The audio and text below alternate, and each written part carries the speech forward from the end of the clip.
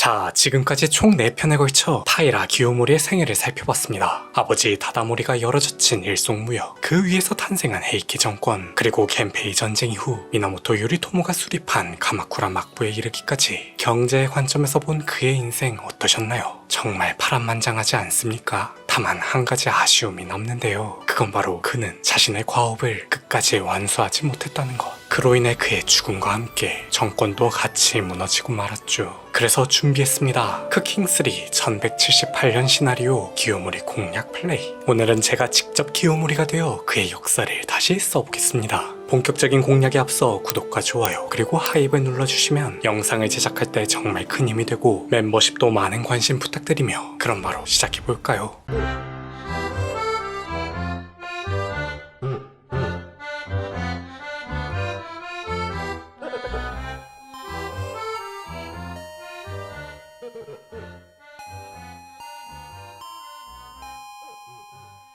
사실 제겐 시간이 그리 많지 않습니다. 때는 1178년 10월 1일 제 나이 60. 언제 세상을 떠나도 이상하지 않는 나이죠. 실제 역사대로라면 지금으로부터 3년 뒤 열병으로 사망, 7년 뒤에는 가문까지 몰락하고 마는데요. 그래서 이번 공략의 목표는 총 3가지입니다. 하나는 무병 장수, 유물, 특성, 이벤트 등 가능한 모든 수단을 동원해 수명을 늘릴 거예요. 다른 하나는 정적 제거, 미나모토를 포함해 황실 권력과 후지와라시 세력까지 생전의 모조리 제거해 후환에 남겨두지 않을 테죠. 마지막은 막부 공표. 원래라면 미나모토가 차지했던 그 자리를 이번에는 제가 먼저 선점해 볼게요. 그런데 말입니다. 거기까지만 하고 곧바로 끝내기엔 뭔가 아쉽죠. 그래서 최종 콘텐츠도 준비해 봤는데요. 그건 바로 징기즈칸을 막아라. 훗날 일본이 태풍의 기대 넘겼던 그 위협을 제가 무사도로 한번 막아보겠습니다. 사무라이 대 몽골 제국군, 과연 누가 아시아의 최강인지 게임 속에서 결판을 내는 거죠. 사실 기요모리 관련 도전 과제가 전혀 없어서 일부러 이렇게라도 만들어낸 거라는 건 안 비밀.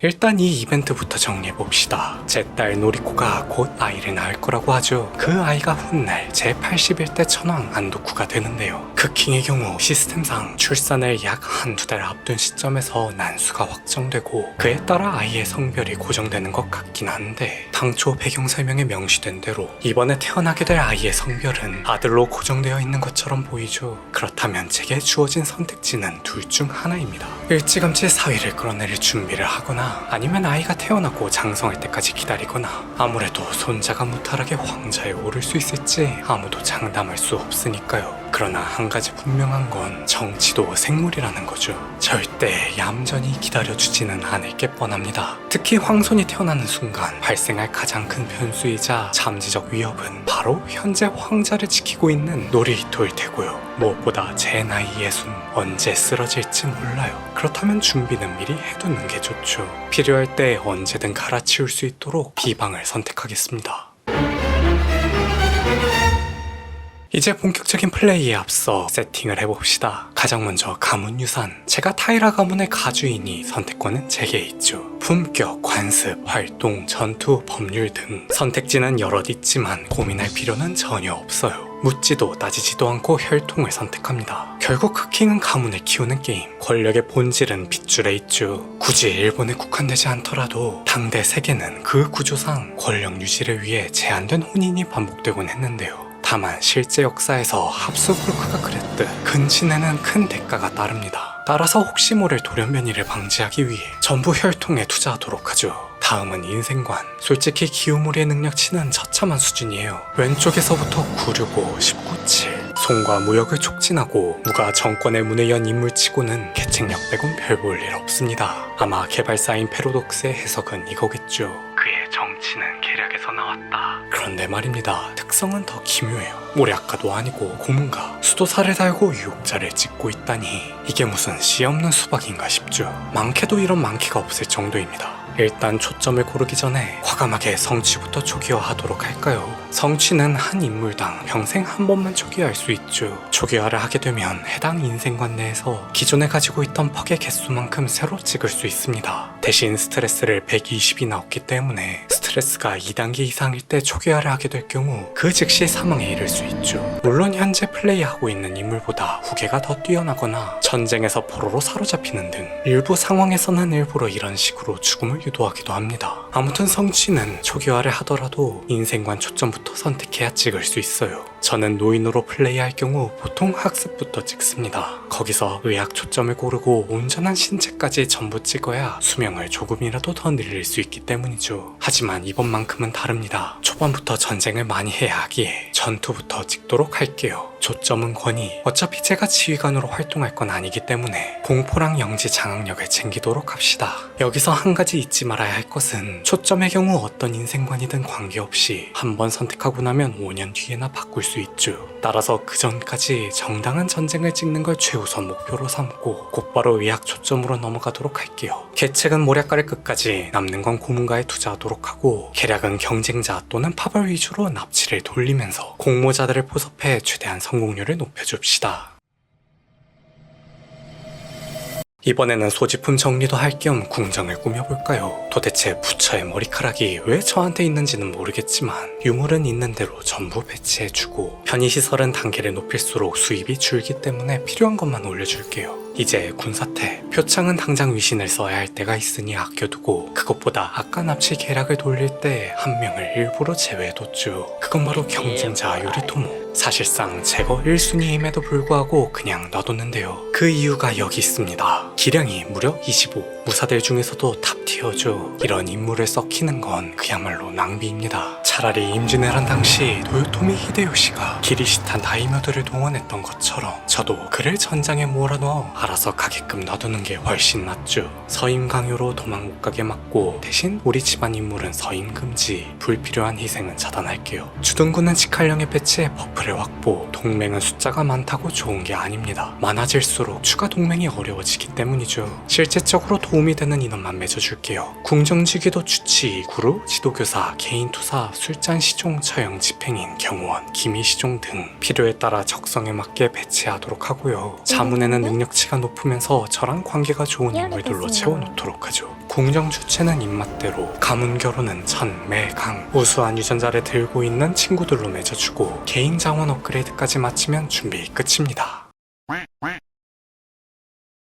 이제 진짜 마지막 단계만 남았죠. 그건 바로 봉역 탭에서 법률을 바꾸는 거예요. 제국의 평정, 게임 규칙상 이걸 찍지 않으면 일본은 외부 세력과 전쟁을 할 수 없거든요. 그런데 말입니다. 왜 굳이 전쟁을 해야 하냐고요? 막부를 공표하기 위해서는 3가지 조건에 충족해야 하기 때문이죠. 법률과 명예 그리고 전통성. 법률은 지금 당장 해결 가능합니다. 하지만 명예와 전통은 피를 보지 않고는 모으기 어려워요. 그래서 앞서 인생관의 전투로 찍었던 거기도 하죠. 전쟁 없이는 아무것도 이룰 수 없는 겁니다. 다행히 저는 조정 최고의 관직인 태정 대신 위신만 충분하다면 법률 정도는 제 마음대로 밀어붙일 수 있죠. 아껴두었던 위신 전부 여기에 쏟아붓겠습니다.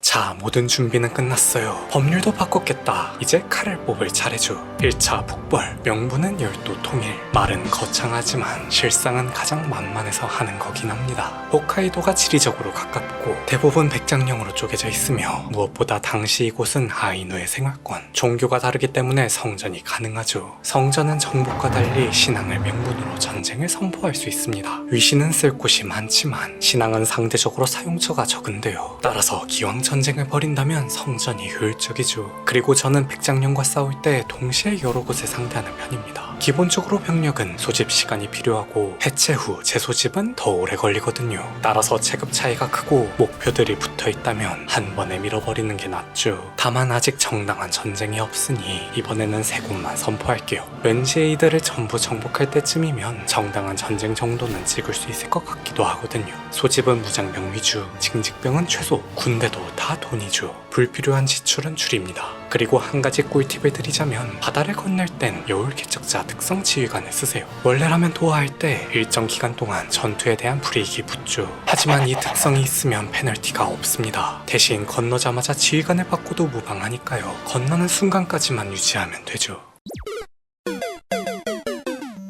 이제 전쟁을 벌이는 동안 느긋하게 사냥이나 다녀오도록 할까요? 지휘관으로 뛰기엔 제 전투력은 별로 도움도 안 되니 차라리 그 시간에 경험치를 버는 게 훨씬 낫습니다. 다만 외부 활동은 진행 중일 때 추가 전쟁 선포가 불가능해요. 따라서 지금처럼 전쟁을 먼저 걸어두고 활동을 시작해야 하죠. 사냥은 기왕이면 멀리 갈수록 좋습니다. 왜냐하면 행로를 직접 지정할 수 있고 구간마다 인생관 경험치를 얻을 수 있거든요. 물론 멀수록 위험도 커집니다. 나름 안전과 효율 사이에서 줄타기를 해야 하죠. 그렇게 시간을 돌리면 2달 뒤 나엘 노리코가 아들을 낳았다는 소식이 들려옵니다. 예상대로 잘 흘러가고 있네요. 아주 좋아요. 그리고 중간에 역사의 메아리라는 이벤트가 떴는데요. 해당 이벤트는 패러독스가 실제 역사적 인물로 플레이할 수 있도록 만든 일종의 장치로 뭔가 시나리오로 만들기엔 애매하지만 그렇다고 빼기엔 아까운 인물들을 이렇게 넣은 것 같더라고요. 그도 그럴 게 호넨이 조겐의 범란 때 추방당한 인물이라고 하는데 조겐의 범란은 고토바 상황이 승려들을 탄압한 사건이죠. 시기가 전혀 맞지 않습니다만 또 낭만을 추구한다면 맨 위 선택지를 통해 컨셉 플레이를 해도 재밌을 것 같네요. 그리고 이어지는 선택지로 권력의 갈림길이 나옵니다. 여기서 우리는 당장 손자를 앞세워 전황을 끌어내릴 수도 있고 후지와라나 미나모토, 고시라카와 법한과 손을 잡을 수도 있죠. 솔직히 마음 같아선 당장이라도 토키히토를 끌어내리고 싶지만 그랬다간 정말 겐페이 전쟁이 일어나게 될 것이거든요. 하단의 계략도 잘 돌아가고 있고 아직은 때가 무르익지 않은 것 같으니 지금은 참도록 합시다. 대신 그리 탐탁지는 않지만 미나모토랑 함께하는 걸로 전투 인생관 경험치를 챙길게요. 그렇게 북쪽을 하나씩 정리하다 보면 드디어 전당한 전쟁을 찍을 수 있게 되는데요. 초점은 아직 쿨타임이 3년 정도 남아있으니 넘어가고 일단 하나 남은 슈무까지 정복하겠습니다. 자, 그럼 1차 북벌도 마무리했겠다. 이제 다음 단계에 돌입할 차례죠. 그런데 말입니다. 여러분 혹시 아키히토 천황이라고 아시나요? 예전에 그가 자기 생일 파티에서 이런 말을 남긴 적이 있었죠. 저 개인적으로는 간무 천황의 생모가 백제 무령왕의 후손이라고 속 일본기에 기록되어 있다는 점에서 한국과의 인연을 느끼고 있습니다. 물론 이는 2002년 한일 월드컵 공동 개최를 몇 달 앞둔 시점에서 나온 발언으로 그 어떤 과장도 정치적 선언도 아니었죠. 그저 기록을 인용함으로써 두 나라의 화합을 우회적으로 표현한 것이었는데요. 실제로 8세기 편찬사서 속일본기에는 이렇게 적혀 있습니다. 황태후의 성은 화씨이고 이름은 신립이다. 황태후의 선조는 백제 무령왕의 아들인 순타 태자다. 혼인 천황이 아직 즉위하지 않았을 때 혼인하여 맞아들였다. 백제의 먼 조상인 도모왕이라는 사람은 하백의 딸이 태양의 전기에 감응해서 태어난 사람인데 황태후는 곧 그 후손이다. 여기서 언급된 고닌 천황이 바로 간무 천황의 아버지죠. 그런데 갑자기 왜 이 얘기를 꺼낸 거냐고요. 당연히 제가 이를 명분 삼아 고려를 침공할 거기 때문이죠. 제2화 백제 부흥운동. 다음 영상도 놓치지 않도록 구독과 알림 설정 잊지 마시고 좋아요와 하입은 영상을 제작할 때 정말 큰 힘이 됩니다. 한 번씩 꼭 눌러주세요. 유튜브 멤버십도 많은 사랑과 관심 부탁드리며 오늘 영상은 여기서 마무리하겠습니다.